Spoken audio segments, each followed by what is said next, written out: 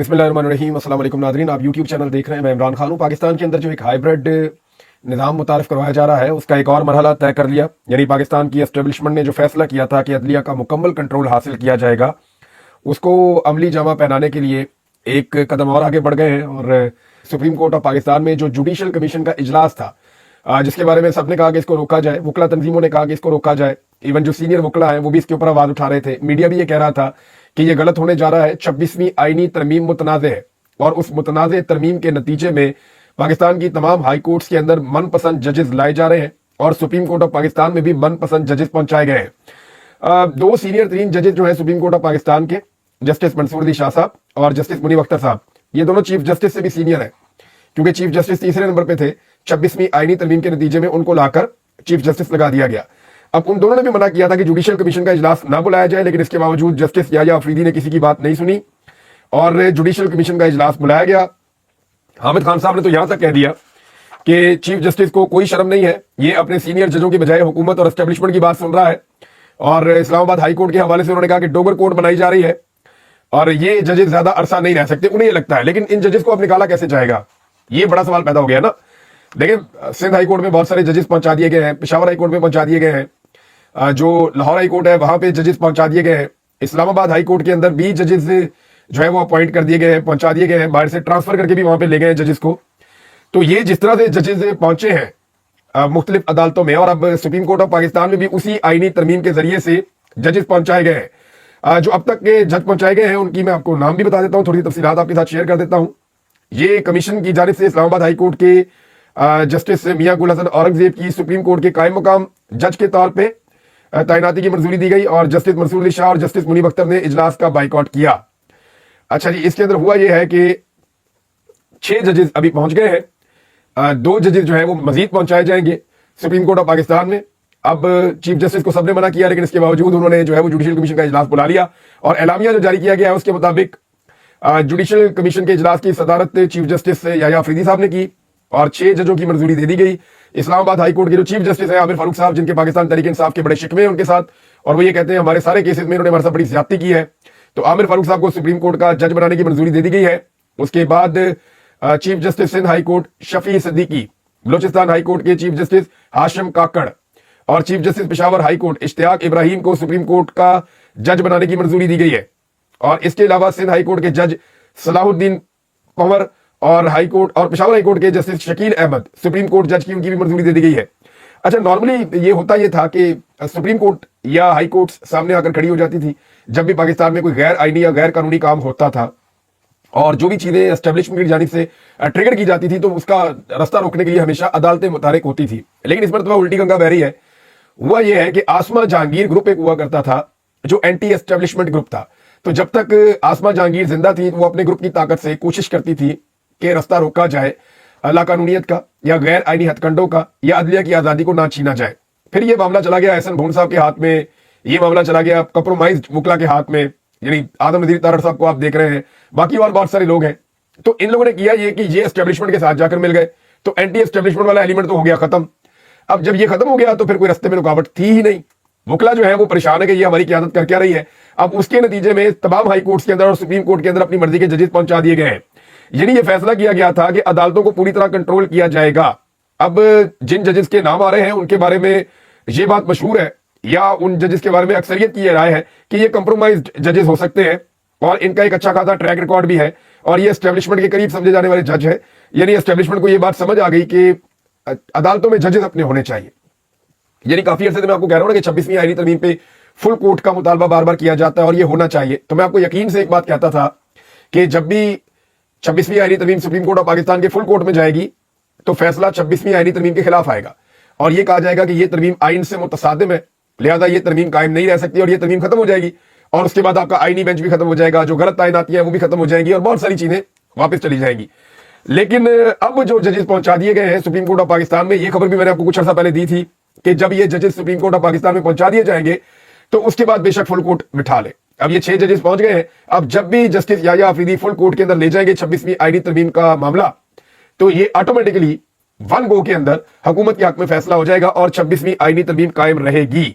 अब 26वीं आईनी तरमीम को खत्म कैसे किया जा सकता है? एक तो वकला ने एहतजाज किया, पहले इस पर बात कर लेते हैं। वुकला ने कॉल दी थी एहतजाज की, तो वुकला डिवाइड हो गए दो हिस्सों में। एक वो वुकला है जो बेनिफिशरी है इस पूरे सिस्टम के, और दूसरे वो है जो एहतजाज करना चाहते हैं, जो तंग है। नौजवान वुकला की बड़ी तादाद इस वक्त फ्रस्ट्रेशन का शिकार है और वो अपने पूरे इंस्टीट्यूशन को तबाह होते हुए देख रहे हैं कि अदलिया के साथ हो क्या रहा है। पूरा हुलिया अदलिया का बिगाड़ कर रख दिया है और अदलिया को कंट्रोल में दे दिया है मुंतखब नुमाइंदों के। यानी एमएनए फैसला करेंगे कि अदालत के साथ करना क्या है, किसको लेकर आना है, किसको नहीं लेकर आना। ये मामला अब चला गया है पार्लियामेंट के हाथ में कि वो जजेस को तैनात करेगी। वो लोग जिनके केसेस जजेस सुनते थे, अब वही लोग जजेस को लगाएंगे। तो ये तबाही होते हुए भी नौजवान वुकला देख रहे हैं और उनके अंदर एक रद्द-ए-अमल मौजूद है। अब इस बात पे आ जाए कि वुकला की तहरीक कितनी कामयाब थी आज के दिन में। तो एहतजाज तो था, एक टोकन एहतजाज था। वुकला पूरे पाकिस्तान से आए थे लेकिन बड़ी तादाद में नहीं थे। वुकला ने जोर लगाया। आईएलएफ के वुकला जो है वो ज्यादा थे तादाद में, वो भरपूर काम कर रहे थे, लेकिन जो तंजीमें हैं, जो बाहर हैं, उनकी जानिब से कोई तगड़ा एहतजाज नहीं हुआ। रेड जोन के रास्ते बंद किए गए। ये पहली दफा तारीख में हुआ है कि जो सुप्रीम कोर्ट की राहदारियां हैं उनके अंदर सादा कपड़ों में अफराद को बिठाकर जजेस तैनात किए गए हैं। यानी ऐसा पहले कभी नहीं हुआ कि जजेस की तैनाती के लिए जुडिशियल कमीशन का इजलास हो रहा है और सुप्रीम कोर्ट के अंदर सादा कपड़ों में बंदे बिठाए हुए हैं जगह जगह पे राहदारियों में कि कोई मसला हो जाए तो हम यहाँ पे एक्टिविटी कर देंगे या एक्टिविटी को रोक देंगे, बंदे पकड़ लेंगे हम।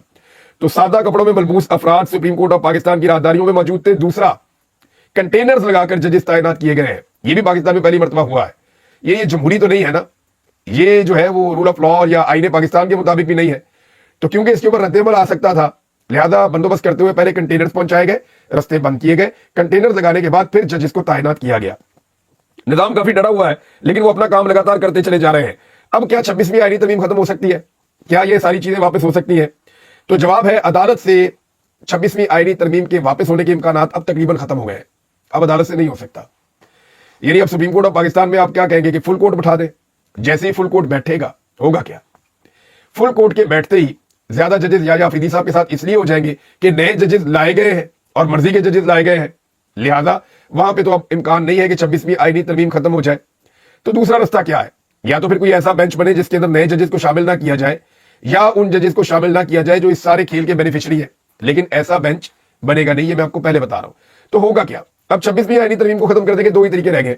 एक, या तो वुकला तहरीक चले, बड़ी तगड़ी तहरीक चले जैसे पहले तहरीक चली थी, सियासी जमातें उसका साथ दें, पूरा जोर लगाएं अदलिया की आजादी और बहाली के लिए और फिर मजबूर करें इस निजाम को घुटने टेकने पर, जैसे इस निजाम को 2009 में घुटने टेकने पर मजबूर किया था पॉलिटिकल पार्टीज ने और वुकला ने मिलकर, और उसके बाद जजेस की बहाली हुई थी और जो डोगल कोर्ट है वो खत्म हो गई थी और जितने पीसीओ जजेस हैं वो चले गए थे। एक तो फॉर्मूला ये है, और ये भी होता हुआ इसलिए दिखाई नहीं दे रहा कि पहले एस्टेब्लिशमेंट का एक हिस्सा साथ खड़ा हुआ था परवेज मुशर्रफ के खिलाफ और वुकला के साथ, तो इसलिए वो तहरीक बन गई थी। और दूसरी चीज ये है कि पहले पॉलिटिकल पार्टीज ने अंदरूने मुल्क से बैरूने मुल्क से बहुत फंडिंग की थी वुकला को, ठीक ठाक पैसा पहुंचाया गया था वुकला को, हत्ता कि बहुत सारे ऐसे लोग जो वकील नहीं थे उन्हें भी काले कोट पहनाए गए और शामिल किया गया वुकला के साथ। तो इस तरह से पहले ये पूरी एक तहरीक चलाई गई थी। क्या वुकला अपनी ताकत पे पूरी एक तहरीक चला पाएंगे? ये एक ऐसा सवाल है जिसका जवाब अभी हमारे पास नहीं है, क्योंकि वुकला की तंजीमें जो है वो तकसीम का शिकार है। हुकूमत इतना ज्यादा नवाज रही है कि वुकला की तंजीमें खड़ी नहीं हो रही, वो अपने मफादात अपने फायदे ले रहे हैं, लिहाजा वुकला की तहरीक का एक रास्ता है। क्या ये चलेगा? तो मुमकिन नहीं लगता। दूसरा ये है कि पाकिस्तान इलेक्शन की तरफ चला जाए, कोई बड़ी तगड़ी अवामी तहरीक चली जाए और वो तहरीक इतने जोरदार तरीके से चले और अंदरूनी और बैरूनी दबाव इतना ज्यादा है कि पाकिस्तान में एक नया इलेक्शन करवाना पड़ जाए। और अगर पाकिस्तान में एक नया इलेक्शन हो गया तो ये सब जानते हैं कि ये वाली जमातें तो किसी भी इलेक्शन में अगर वो फ्री एंड फेयर ना भी हुआ तो ये जीत ही नहीं सकते। लेकिन इससे पहले भी धांधली वाला इलेक्शन करवाया, ये हार गए थे। अब अगर दोबारा भी ये धांधली वाला इलेक्शन करवाएंगे ये फिर भी हार जाएंगे। तो अगर पाकिस्तान तहरीक इंसाफ की हुकूमत बन जाती है, क्योंकि अब जो बाइडन इनके सर के ऊपर, पाकिस्तान की एस्टेब्लिशमेंट या हुकूमत के सर पे अब जो बाइडन नहीं बैठा हुआ जो सहूलतकारी करे जैसे कि उसने पहले सहूलतकारी की थी, तो जो बाइडन की गैर मौजूदगी में अगर पाकिस्तान में हुकूमत तब्दील हो जाती है अगले 1 साल में, 6 माह में या जब भी 2 साल में, जब भी, तो फिर ये 26वीं आईनी तरमीम खत्म करने की कोशिश की जा सकती है। लेकिन उसके लिए भी 2 तिहाई अक्सरियत चाहिए। लेकिन इंटरेस्टिंग बात यह है कि पाकिस्तान में जो भी हुकूमत आएगी उसे ये 26वीं आईनी तरमीम सूट करेगी, क्योंकि 26वीं आईनी तरमीम एक ऐसी चीज है जिसके जरिए से कोई भी हुकूमत पूरे निजाम को कंट्रोल कर सकती है और हर हुकूमत ये चाहेगी कि इसको कंट्रोल करे। लेकिन मेरे ख्याल में बेहतर यह है कि 26वीं आईनी तरमीम को सियासी जमातें मिलकर खत्म करें, क्योंकि ये एस्टेब्लिशमेंट की ख्वाहिश के मुताबिक है और जो आईनी बेंच बनाया गया है वो भी एस्टेब्लिशमेंट की इस ख्वाहिश के मुताबिक है कि जो भी आईनी मामलात हैं वो एक ऐसे बेंच के अंदर जाएं जो बेंच एस्टेब्लिशमेंट के कंट्रोल में हो। अब देखें ना, मिसाल के तौर पे चीफ जस्टिस ऑफ पाकिस्तान की एक एक्सटेंशन है, यानी उनकी मुद्दत मुलाजमत 5 साल कर दी गई है।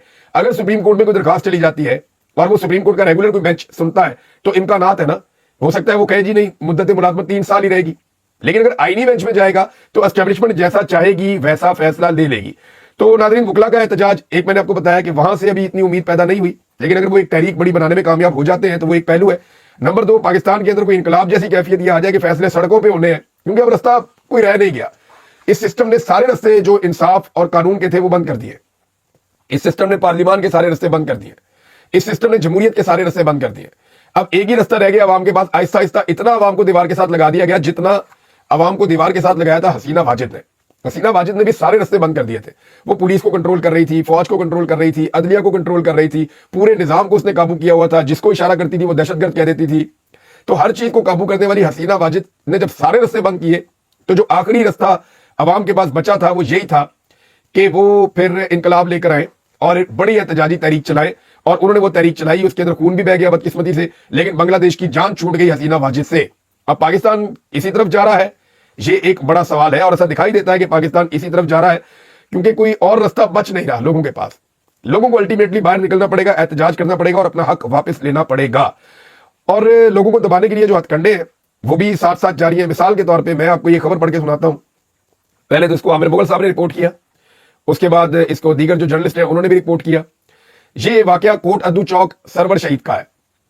यहां पे हुआ यह है कि पुलिस के रेड के दौरान गल्ला मंडी के सदर और साबिक चेयरमैन यासिर मान ये जान की बाजी हार गए। ये पाकिस्तान तहरीक इंसाफ से इनका ताल्लुक है। इनके ऊपर भी रेड की गई कि आपने पुरअमन एहतजाज क्यों किया। अभी कल ही मैंने आपको बताया कि खातून का इंतकाल हो गया जब उनके घर के ऊपर रेड की गई, उनके बच्चों को गिरफ्तार किया गया। तो इसी तरह अभी ये एक और पाकिस्तान तहरीक इंसाफ के चेयरमैन, साबिक चेयरमैन और पाकिस्तान तहरीक इंसाफ के जो है वहां के गल्ला मंडी के सदर, ये गल्ला मंडी के वैसे भी सदर है और तहरीक इंसाफ के अच्छे रहनुमा और कारकुन थे, वो लोग कह रहे हैं वो जान की बाजी हार गए हैं। रेड के दौरान इनके घर और बाहर खड़ी कई गाड़ियों की तोड़फोड़ भी की गई। अहले खाना के मुताबिक पुलिस ने एक लड़ाई झगड़े के मामले पर गैर कानूनी रेड किया और एमएम आलम रोड इस वक्त कई घंटों से बंद है, यानी वहां पे कोई रोड भी बंद है। तो ये लोग अब ये कह रहे हैं कि जनाब एक मामले में पुलिस ने गैर कानूनी रेड कर दिया इनके ऊपर और गुस्सा इस बात पे था कि इनका ताल्लुक कहीं पाकिस्तान तहरीक इंसाफ से। अब आमिर मुगल साहब का हम देख लेते हैं। वो कहते हैं जी पटवारियां दी मां आ गई है, एक और नौजवान खा गई है। वो कहते हैं जी मरियम नवाज के इमा पर पंजाब पुलिस के हाथों तहरीक इंसाफ का एक और नौजवान शहीद, चौक सरवर शहीद। पुलिस रेड में मकामी पाकिस्तान तहरीक इंसाफ के रहनुमा और सदर गला मंडी यासिर मान का इंतकाल हो गया। अहले इलाका का लाश सड़क पर रखकर एहतजाज रोड ट्रैफिक के लिए बंद कर दिया गया। ये जनाब एक और स्टेटमेंट है। इमरान खान साहब ने भी जेल से कुछ पैगाम भिजवाए हैं और एक तो पैगाम इमरान खान साहब का अलीमा खान साहब ने बताया कि याया अफरीदी साहब के नाम है और ये पैगाम में वो ये कह रहे हैं कि याया अफरीदी साहब फैसला करें कि वो डिक्टेटर के साथ खड़े हैं या पाकिस्तान के अवाम के साथ खड़े हैं, वो इंसानियत, जमहूरियत और रूल ऑफ लॉ के साथ खड़े हैं या फिर डिक्टेटर के साथ खड़े हैं। तो ये इमरान खान साहब ने एक पैगाम भिजवाया। एक और इमरान खान साहब ने मुतालबा भी किया, जो उनके वकील ने बताया कि इदारों को चाहिए कि वो सर्वे करवाएं और वो ये देखें कि अवाम किस तरफ खड़ी है और अवाम क्या चाहती है। लेकिन सर्वे तो 8 फरवरी 2024 को ही हो गया था।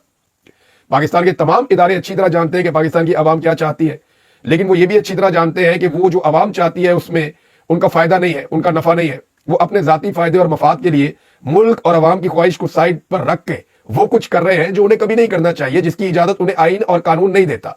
लेकिन आप देखें ना, आईनी तरमीम में भी पाकिस्तान की एजेंसियों ने एमएनएस को, उनके खानदानों को उठाया, अगवा किया, असेंबली के ऊपर धावा बोला, पार्लियामेंट लॉजेस के अंदर घुस गए, वहां जाके एमएनएस को मारा कुटा, यहां से गिरफ्तारियां की। ये सारे काम पाकिस्तान की इंटेलिजेंस एजेंसीज ने किए और वो इसलिए किए कि वो एक मुतनाज़े आईनी तरमीम लाकर अपने फायदे करना चाहते थे और पूरी अदलिया को जरगमाल बनाकर कंट्रोल करना चाहते थे और वो ये काम कर रहे हैं।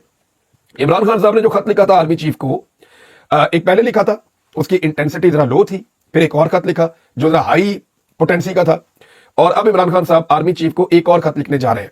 इमरान खान साहब की जो चार्जशीट है वो लंबी होती चली जा रही है आर्मी चीफ के बारे में, आर्मी चीफ को लिखे जाने वाले खतूत के अंदर। अब इमरान खान साहब ने अगर बराह रास्त चीजों को army chief general Asim Munir साहब की तरफ मुंसलिक कर दिया या उस तरफ मोड़ दिया तो मुश्किल बड़ी बढ़ जाएगी और आलमी सतह पर एक दबाव बढ़ता चला जाएगा, क्योंकि ये सारी चीजें जो इमरान खान साहब लिखते हैं या बोलते हैं ये पूरी दुनिया में रिपोर्ट होती है। ये ऐसा नहीं होता कि सिर्फ पाकिस्तान के अंदर रिपोर्ट हो रही है। तो इमरान खान साहब एक खत और लिखने जा रहे हैं और इमरान खान साहब ने पिछले अपने खत के अंदर ये कहा था कि आर्मी चीफ जो है वो सर्वे करवा कर देख ले। तो फिर मैंने एक सर्वे करवाया था, ये सर्वे मेरे पास मौजूद है, बल्कि मैंने इसकी रिपोर्ट भी शेयर की है सोशल मीडिया पे और ये हमने एक्स के ऊपर सर्वे करवाया था ताकि पता चले कि इमरान खान साहब ने आर्मी चीफ को जो खत लिखा उसके ऊपर लोगों की राय क्या है।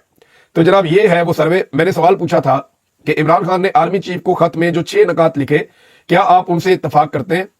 तो इसमें एक ऑप्शन था हाँ का और एक ऑप्शन था नहीं का। इत्तफाक करते हैं तो हाँ पे क्लिक करें, इत्तफाक नहीं करते तो नहीं के ऊपर क्लिक करें।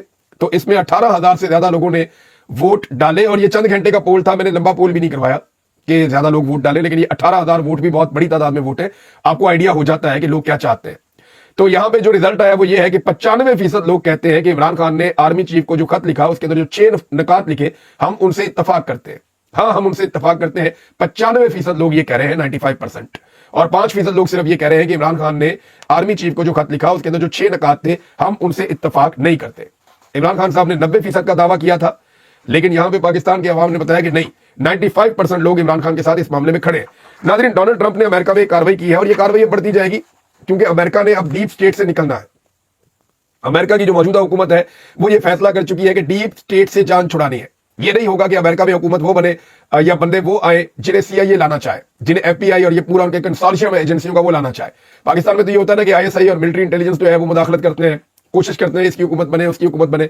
यहां पे ये कोशिश करते हैं, वहां पे अमेरिका में भी ऐसे ही होता था। तो अमेरिका ने तो कंट्रोल कर लिया काफी हद तक। अब डोनाल्ड ट्रंप पहले अमेरिकी सदर है जो पहले तालीम के मामले पे पूरा एक ऑडिट करवाने जा रहे हैं और अखराजात और फंडिंग की तहकीकात करवाने जा रहे हैं। और उसके बाद इलन मस्क के जरिए से, क्योंकि इलन मस्क ने ये करना है, जो एक्स का मालिक भी है और स्टारलिंक का भी मालिक है, टेस्ला भी उसकी है पूरी कंपनी। तो अब इलन मस्क के बारे में डोनाल्ड ट्रंप ने यह दावा किया कि अमेरिकी अफवाज के या उसकी जो अमेरिकी एजेंसियां हैं उनके अखराजात और उनकी फंडिंग की भी तहकीकात करवाएंगे। और डोनाल्ड ट्रंप के मुताबिक इलन मस्क सैकड़ों अरब डॉलर्स का पर्दाफाश करने जा रहा है। ये होने जा रहा है जी अमेरिका में। अमेरिका अगर ये कर सकता है तो पाकिस्तान भी कर सकता है। तो पाकिस्तान की बका भी इसी में है कि पाकिस्तान जो इजाफी अखराजात हैं उनको बंद करे और जो इजाफी एक्टिविटीज है उनको भी बंद करे। देखिए ना किस तरह अदलिया पे काबू किया गया है, लेकिन ये होना नहीं है। देखिए ये चीजें नेचुरल नहीं है, ये ऐसे चलेगा नहीं। आप कितना चला लेंगे इसको, घसीट लेंगे थोड़ा सा। एक्चुअली ये एक मार्शल लॉ का टाइप है कि कानून को कंट्रोल कर लो, अदलिया को कंट्रोल कर लो, पार्लियामेंट को कंट्रोल कर लो, मीडिया को कंट्रोल कर लो, सोशल मीडिया को कंट्रोल कर लो, अवाम को दबा लो, महंगाई को महंगाई ना कहो। ये बड़ी अजीब चीज है ना। मैं अगले वीडियो में आपको बताता हूं कि खबरें कैसे छुपवाई जा रही हैं और कैसे वो छप रही हैं, कैसे इश्तिहार लगाए जा रहे हैं, लेकिन हकीकत क्या है वो मैं आपके सामने अगले वीडियो में रख दूंगा। लेकिन जो कंट्रोल्ड निजाम होता है ना, जब आप उसको जमहूरियत का लिबादा पहनाते हैं तो काम चलता नहीं है। या तो डायरेक्ट आए आके मार्शल लॉ लगाएं ताकि अवाम मार्शल लॉ के खिलाफ जद्दोजहद करे। जमहूरियत के लिबादे के अंदर जो मार्शल लॉ है ये चल नहीं सकता, दुनिया में कहीं नहीं चलता, पाकिस्तान में भी नहीं चलेगा। ये थोड़ी सी मौजें हैं, ये किसी वक्त भी खत्म हो जाएंगी, क्योंकि पाकिस्तान तहरीक इंसाफ और इमरान खान साहब एक बड़ी तहरीक की कोशिश दोबारा से शुरू कर चुके हैं। देखें उसमें कामयाब होते हैं या नहीं होते, या अपोजिशन का एक बड़ा अलायंस बनता है या नहीं बनता, लेकिन कुछ भी हो अवामी रद्द-ए-अमल एक दिन आना ही आना है और बड़ा जोरदार तरीके से आना है। अब तक के लिए इतना ही, अपना ख्याल रखिएगा, अपने चैनल का भी। अल्लाह हाफिज़।